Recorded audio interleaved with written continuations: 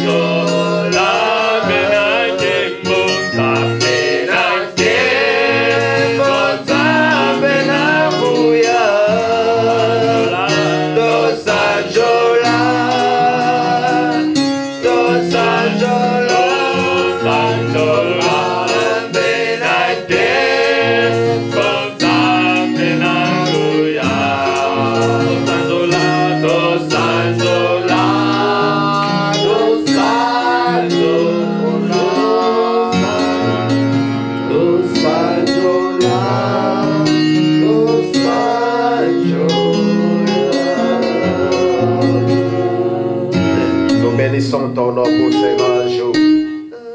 Nous bénissons ton nom pour ces jours grands, ces jours bons, ces jours précieux. Nous bénissons, Seigneur, ton nom parce que ces jours n'est pas comparable aux autres.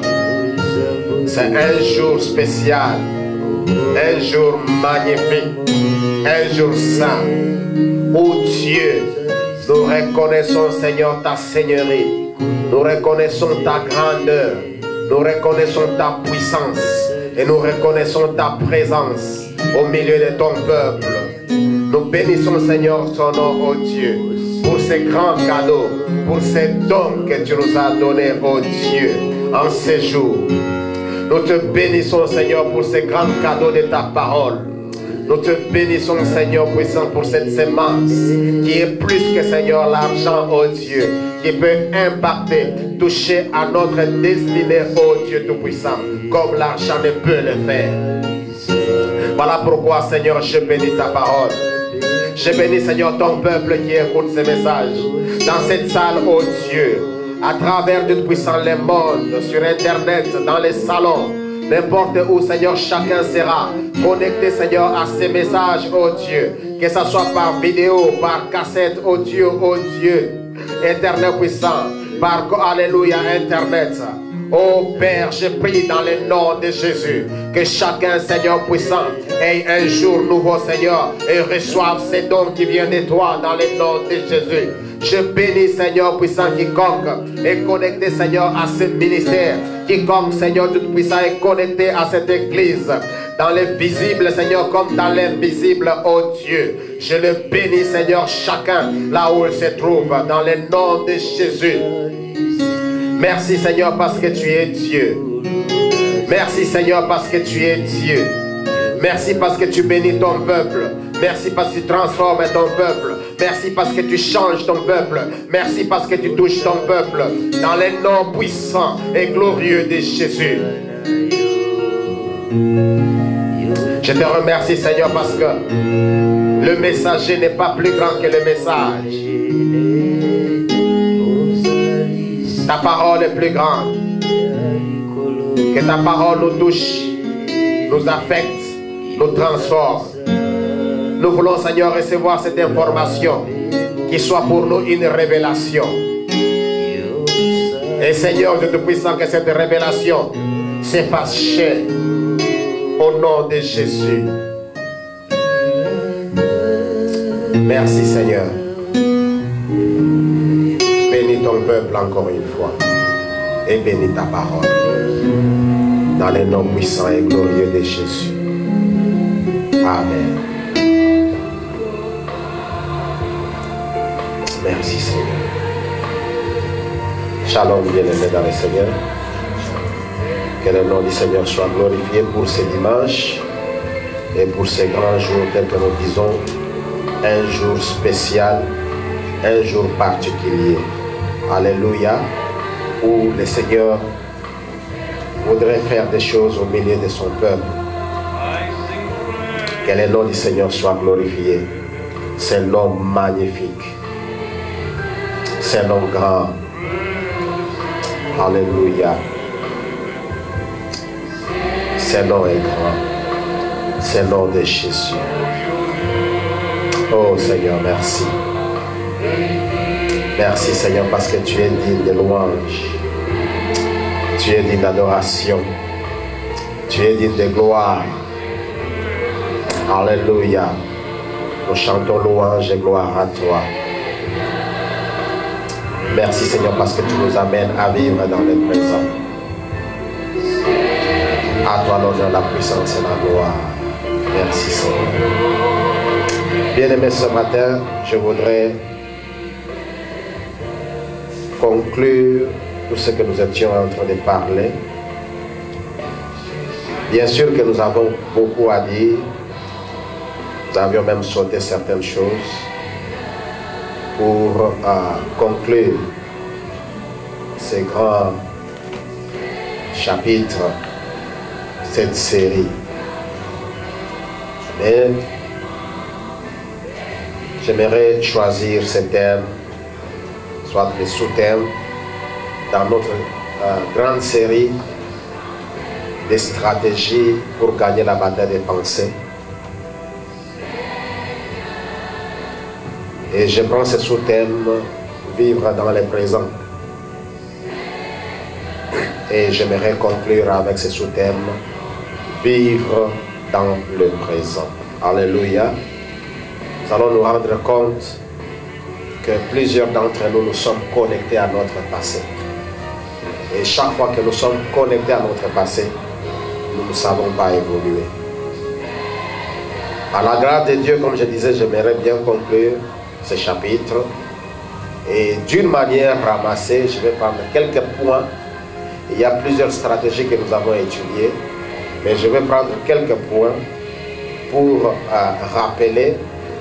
Et par la grâce de Dieu, allez sur Internet, vous allez trouver qu'il y a plusieurs sous-thèmes que nous avions développés. D'une manière ramassée, comme je disais, j'aimerais vous rappeler quelques clés importantes afin que nous avions déjà dit, et j'aimerais faire ce rappel pour que nous puissions nous préparer à autre chose. Je n'aimerais pas bien aimer dans le Seigneur que nous soyons adeptes d'un concept ou bien d'une idéologie dont nous ne comprenons pas les principes, dont nous ne comprenons pas comment les choses marchent, comment les choses s'opèrent. Parce que si nous ne comprenons pas quelque chose, si nous ne comprenons pas comment l'idéologie est, et nous nous faisons seulement adeptes, rassurez-vous que demain ou plus tard, nous marcherons dans la confusion et soit nous pourrons tomber dans l'hérésie. Mais j'aimerais bien aimer que nous soyons équipés de la connaissance de la parole de Dieu, en vue de faire face aux ruses du diable. Et j'aimerais aussi vous informer que le combat spirituel est réel. Chaque jour qui passe, nous faisons ce combat. Même en parlant de stratégie pour gagner la bataille des pensées, il s'agit bien entendu du combat spirituel. Mais notre objectif, c'est de nous donner la connaissance nécessaire en vue de faire face à ce combat, en vue de vivre dans la victoire et non pas vivre pour la victoire. En cette matière, plusieurs personnes pensent que c'est leur effort qui nécessite. Ils ont besoin seulement de leur effort. Et nous oublions la présence glorieuse de notre Dieu. Nous oublions la puissance de notre Dieu. C'est comme ça que vous trouverez les gens, quelqu'un en train de prier, un groupe de gens en train de prier. ils prient, ils louent le Seigneur, ils adorent le Seigneur, ils parlent bien, mais à la fin, vous les trouvez insatisfaits. Pourquoi? Ils commencent à vous dire, mais non, nous n'avons pas fait allusion aux démons. Nous n'avons pas chassé les démons. Mais qu'est-ce qui se passe? Alléluia. Ce qui se passe, c'est que quand nous sommes dans sa présence, ces autres démons et autres n'ont rien à faire dans cette présence. Alléluia. Voilà pourquoi j'aimerais que nous soyons équipés de la parole de Dieu. Et lorsque prochainement, nous allons parler des puissances qui opèrent dans ce monde, nous allons parler des catégories, des opérations dans le monde, lorsque nous parlerons des anges, lorsque nous parlerons également de ce que font les démons, vous comprendrez, parce que notre objectif, c'est que nous soyons des bons côtés, nous puissions comprendre, avoir la connaissance nécessaire de la parole de Dieu. Vous savez, une petite connaissance, c'est aussi un drame, c'est aussi un problème. Il faut la connaissance nécessaire. Ne vous limitez pas seulement à une petite connaissance, mais il faudrait aller jusqu'à la grande connaissance. Alléluia. Comme percer, avancer. Lorsque nous parlons des eaux, il ne faudrait pas nous arrêter seulement au niveau où l'eau s'arrête à nos genoux, mais nous devons pas aller jusqu'à ce que nous soyons submergés. Nous puissions aller dans ce que la Bible dit, dans les eaux profondes.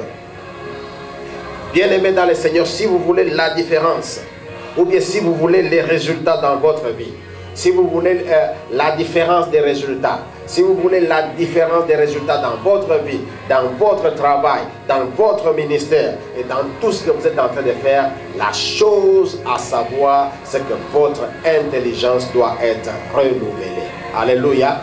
Vos pensées doivent être renouvelées. Votre intelligence doit être renouvelée. Notre vie ne changera jamais tant que nous ne pratiquons pas Romains 12, le premier et le deuxième verset. Et dans le deuxième verset qui dit, ne vous conformez pas au siècle présent, mais soyez transformés par le renouvellement de l'intelligence. Tant que notre intelligence n'est pas renouvelée, mes amis, ne nous attendons pas au changement de notre vie. Le changement vient par le renouvellement de l'intelligence. Que vous puissiez jeûner 40 sur 40, 21, la série des 40, la série des 21, la série des 7. Mais tant que votre intelligence n'est pas renouvelée, vous n'aurez pas de résultats escomptés dans votre vie. Le renouvellement de l'intelligence est la clé nécessaire pour le changement de la vie. Et le renouvellement de l'intelligence vous conduira au succès. Alors, mes amis, n'empoisonnez pas vos pensées avec un mauvais modèle de pensée. N'empoisonnez pas votre vie avec un mauvais modèle de pensée. Ayez des pensées renouvelées et vous n'allez pas empoisonner votre vie. Il y a des vies qui sont empoisonnées aujourd'hui parce que la personne a acquis, la personne a pris des mauvais modèles de pensée et cela devient un poison pour sa propre vie. Référez-vous au meilleur modèle, au bon modèle de pensée. Voilà, comme j'étais en train de dire que je vais rappeler quelque chose, certains points. Et en nous basant sur certains points, nous pouvons facilement conclure pour dire que nous sommes appelés à vivre le présent. Alléluia. Mes amis, vivons le présent. Vivons l'aujourd'hui. Le premier point que j'aimerais rappeler, que nous avions déjà, pendant longtemps, nous avions parlé de cela, c'est que nous devons premièrement être positifs. Soyons positifs. Quelqu'un a dit, le seul handicap de la vie, c'est d'avoir une mauvaise attitude. Et souvenez-vous autrefois que nous disions que votre mauvaise attitude ou bien votre mauvaise humeur peut vous faire échapper une connexion ou bien une opportunité quelconque de la vie.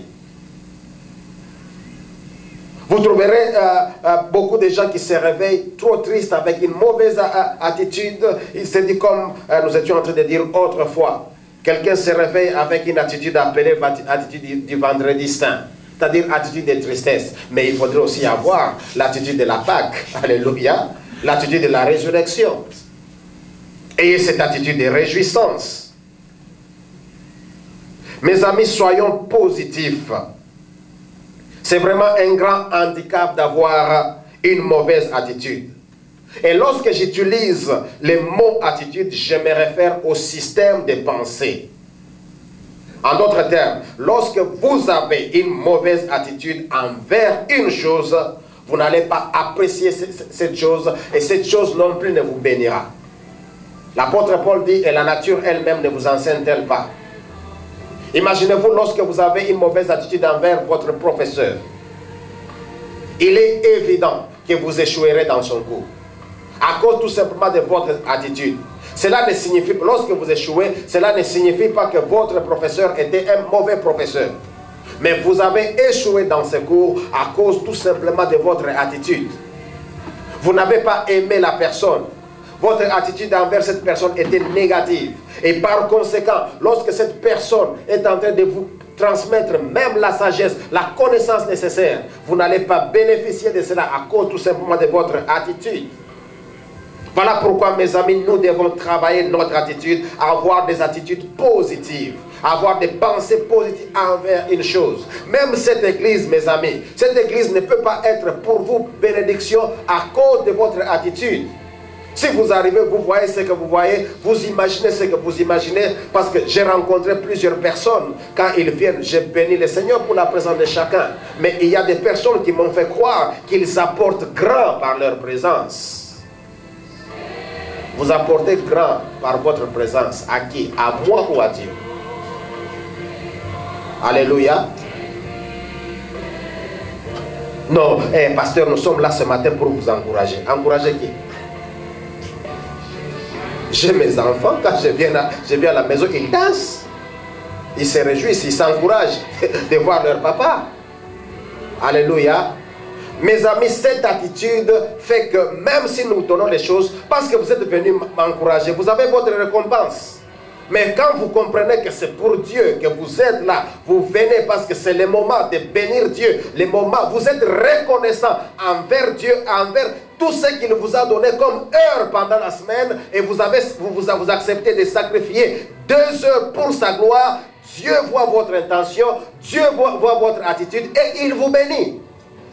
Alléluia. Arrêtez un peu cette histoire de dire que pasteur, nous venons pour vous encourager. Ne m'encouragez pas, restez dans votre maison. Gloire soit rendue à Dieu.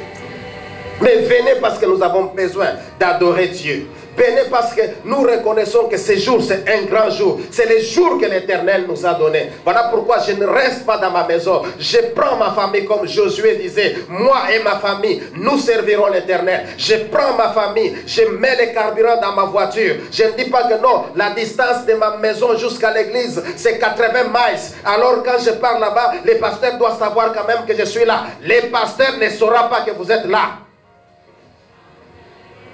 Dieu doit savoir que c'est Dieu, c'est pour Dieu que vous venez. Alléluia. Et quand je prends, Dieu sait que vous avez roulé pendant 80 miles. Dieu sait que vous avez gaspillé $100 pour le carburant. À cause de lui, il se réjouit de ce que vous êtes dans sa présence. Il se réjouit de ce que vous lui êtes reconnaissant. Parce qu'il vous a donné le travail, il vous a donné le souffle, il vous a donné la vie. Et Dieu se réjouit de ce que vous êtes là. Mes amis, j'aimerais dire une chose. Dieu ne se réjouira pas de vous, soulignez cela. Dieu ne se réjouira pas de vous parce que vous êtes venus à l'église pour encourager les pasteurs. Dieu se réjouira de vous parce que vous lui êtes reconnaissant. Alléluia. Et qu'il est pour vous sujet de gloire. Voilà pourquoi, mes amis, nous devons travailler cette attitude. Et un autre disait autrefois que votre attitude détermine votre altitude. À cause de votre attitude, vous allez bien monter. Être positif ouvre la porte au miracle. Être positif ouvre les portes difficiles. Être positif donne la joie de vivre. Mes amis, ayons une attitude positive dans la vie. Ne soyez pas toujours négativiste. Soyez positif. Deuxièmement, la deuxième chose que nous devons savoir, Apprenez à vos pensées à travailler pour vous. Ne laissez jamais vos pensées vagabonder.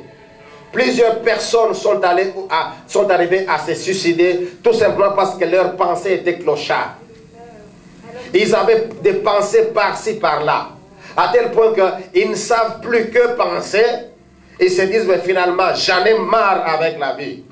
Par conséquent, je dois me tuer. Ne laissez pas vos pensées sillonner, vagabonder. Ne laissez pas vos pensées errer. Mais soyez fixes. Ayez un but. Comprenez ce que vous êtes en train de chercher dans la vie. Soyez focalisés à faire quelque chose. Que vos pensées soient focalisées aux objectifs de la vie, à ce que vous êtes en train de chercher à devenir. Laissez vos pensées travailler pour vous. Dans les buts que vous êtes assignés dans la vie. Ayez un but, mes amis. Alors que vous avez un but, soyez fermes. Nous avions dit à ce sujet que nous devons avoir nos pensées fermes. En anglais, cela se traduit par set your mind and keep it set. Soyez fermes et poursuivez les buts que vous êtes en train de poursuivre. C'est pourquoi quelqu'un comme Josué, il poursuivait les buts, atteindre la terre promise. Voilà pourquoi, lorsque les autres sont allés à côté, ils ont commencé à se choisir de Dieu. Josué s'est levé devant tous les peuples. Il a parlé. Il dit, vous avez un choix à faire. Mais en ce qui me concerne, je n'ai pas besoin de rentrer en Égypte où j'étais autrefois esclave. Je sais que je m'en vais quelque part et je vais arriver. Vous avez choisi. Vous vous êtes consolés au présent que vous êtes en train de voir. Mais en ce qui me concerne, moi et ma maison, nous servirons l'Éternel. Alléluia. Voici les choix qu'il avait fait. Il avait le mindset et il a gardé cela.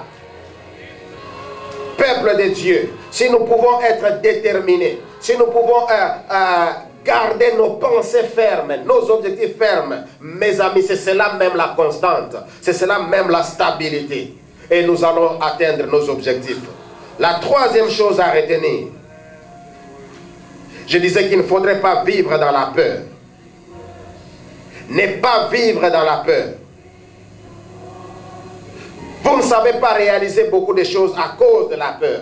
Vous croyez que vous ne connaissez pas. Vous croyez que vous êtes incapable. Non, mes amis, vous n'êtes pas incapable. Est-ce que quelqu'un peut dire avec moi que je ne suis pas incapable? Oui, vous n'êtes pas incapable. Vous n'êtes pas incapable d'apprendre la langue. Vous n'êtes pas incapable de parler la langue anglaise. Vous n'êtes pas incapable de travailler. Vous n'êtes pas incapable de prendre vos propres initiatives. Vous n'êtes pas incapable de conduire une voiture. Vous n'êtes pas incapable d'aller à l'école. Vous n'êtes pas incapable de jouer à la musique. Vous êtes capable. C'est seulement vous qui vous êtes en train de vous ignorer vous-même. Parfois, s'il y a des maudits qui s'ignorent, il y a aussi des bénis qui s'ignorent. Il ne s'agit pas de toi, mon fils.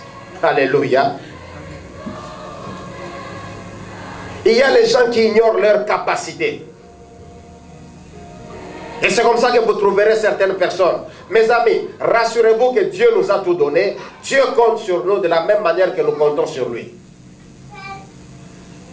Il est écrit, voici les miracles qui accompagneront ceux qui auront cru. Il est écrit qu'à mon nom vous chasserez les démons. Mais vous voyez un peu certaines personnes, vers minuit, il vient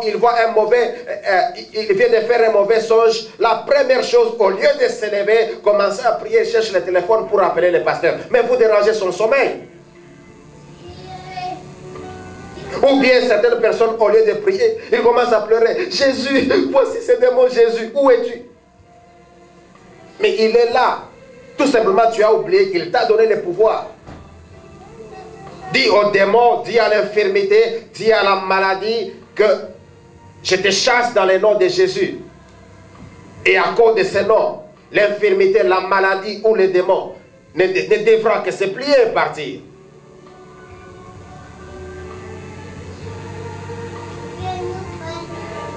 Au lieu de chasser les démons, vous commencez à pleurer. Wapio, wapio, papa. Mais il te dira que je suis ici. Vous ne connaissez pas qu'il est présent. Alléluia. Mes amis, ne vivez pas dans la peur. Et Romains 8, verset 15 nous dit que nous n'avons pas reçu l'esprit d'esclavage, mais nous avons reçu l'esprit de courage, l'esprit de force qui nous pousse à dire Abba Père. Mes amis, la peur combat votre foi. La peur vous amène toujours en arrière. Alors ne vivez pas dans la peur. Et chaque fois qu'il y a quelque chose qui arrive, le Seigneur dit toujours ne craignez rien. N'ayez pas peur, mes amis. N'ayez pas peur d'évangéliser. N'ayez pas peur d'approcher quelqu'un, de parler à quelqu'un.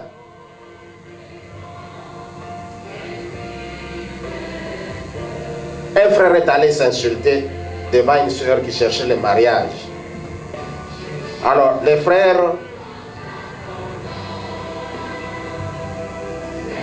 au lieu d'arriver avec peur, au lieu d'aborder la soeur, il commence. Bonjour ma soeur. Vous avez déjà lu le verset qui dit qu'il n'est pas bon que l'homme soit seul? Alléluia. Et la soeur dit, mais c'est dans ma Bible. Alors, les messieurs avancent et ils continuent. Il dit, ma soeur, vous savez que Dieu nous a donné le pouvoir de déplacer les montagnes? La soeur a dit, oui, je sais. Alors, maintenant, au lieu d'introduire son sujet, elle commence à dire, mais toi, qui es-tu montagne pour tenir devant moi? Alléluia. Et il a été bien chassé. La peur d'aborder. Frères et sœurs, jeunes frères, ne vous contentez pas à la marche. Dites non, non, cette sœur, comme elle marche comme ça, c'est qu'elle est très difficile. Non, non. Alléluia. Ce n'est pas la marche, ce n'est pas l'habillement qui compte. Approche-la seulement, parle, elle va t'écouter, vous allez échanger. Si son cœur touche, alléluia, si elle est touchée par ce que vous dites, elle va vous donner une réponse qui peut être une réponse adéquate.